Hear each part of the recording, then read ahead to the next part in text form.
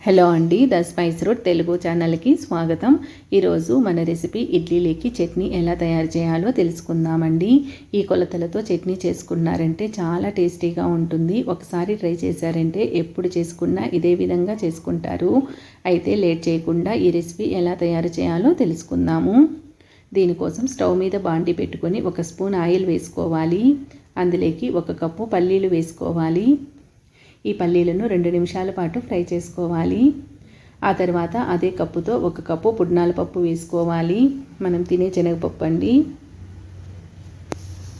దీన్ని కూడా మరొక 2 నిమిషాలు ఫ్రై చేసుకోవాలి. ఈ విధంగా ఇవి 2 నిమిషాలు ఫ్రై అయిన తర్వాత ఇందులోకి పచ్చిమిరపకాయలు వేసుకోవాలి. పచ్చిమిరపకాయలు అనేది మన ఇంట్లో వాళ్ళు తినే కారాన్ని బట్టి వేసుకోవాలి.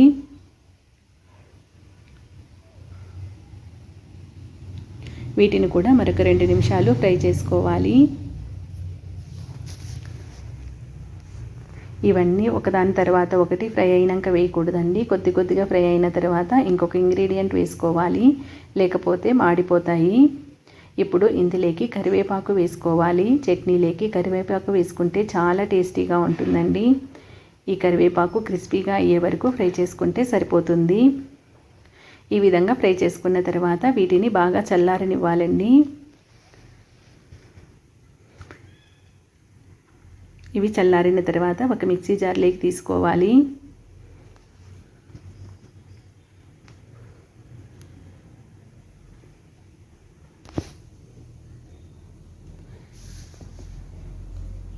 ఈ విధంగా ఒక మిక్సీ జార్లోకి తీసుకున్న తర్వాత ఇందులోకి అదే కప్పుతో 1 కప్పు పచ్చి కొబ్బరి వేసుకోవాలి.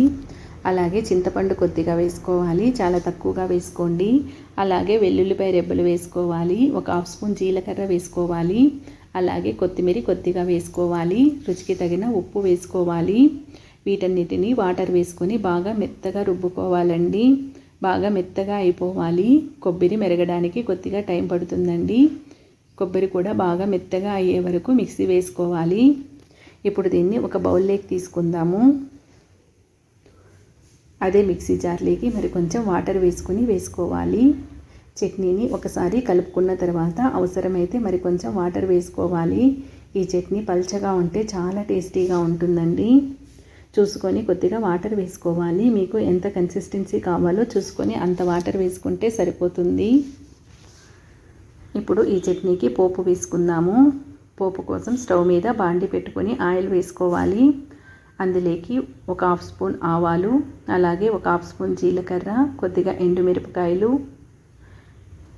అలాగే ఇంగువ కొద్దిగా వేసుకోవాలి. అలాగే కరివేపాకు వేసుకోవాలి. వీటన్నిటిని ఫ్రై చేసుకోవాలి. ఈ విధంగా ఫ్రై అయిన పోపును మన చట్నీలో వేసుకుంటే సరిపోతుందండి.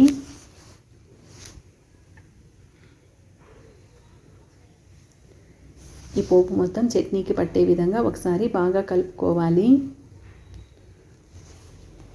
ఈ చట్నీ అనేది ఇడ్లీలోకే కాదండి, దోశలోకి అలాగే వడల్లోకి చాలా టేస్టీగా ఉంటుంది. పూరీ చపాతీల్లోకి కూడా తినచ్చండి, చాలా టేస్టీగా ఉంటుంది.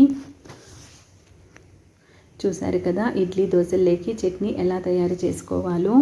ఒకసారి ఈ కొలతలతో మీరు కూడా ట్రై చేయండి, చాలా సూపర్గా వస్తుంది. ఈ రెసిపీ కనుక మీకు నచ్చినట్లయితే లైక్ చేయండి, మీ ఫ్రెండ్స్ అండ్ రిలేటివ్స్కి షేర్ చేయండి. అలాగే ద స్పైస్ రూట్ తెలుగు ఛానల్ని సబ్స్క్రైబ్ చేసుకోండి. Thank you.